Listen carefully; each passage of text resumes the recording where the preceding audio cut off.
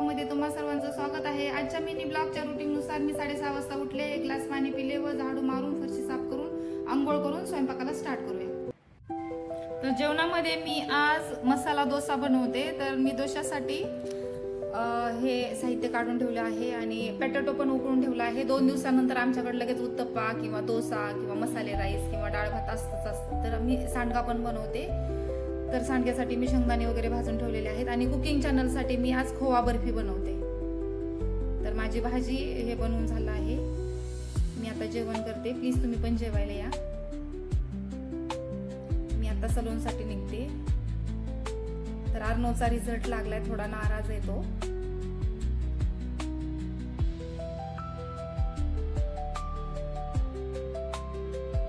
तर मी आता सलून मध्ये आले मित्रांनो।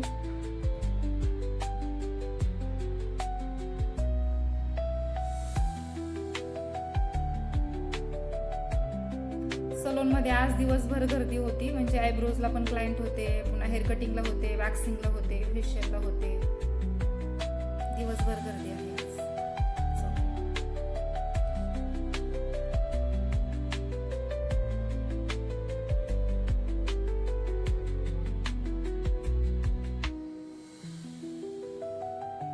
गाईज। हा मी फ्रंट लेअर कट केला आहे, कसा वाटतोय?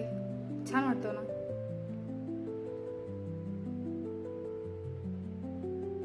आणि यांचा पण केला, फ्रेंडच होते हे दोघे पण।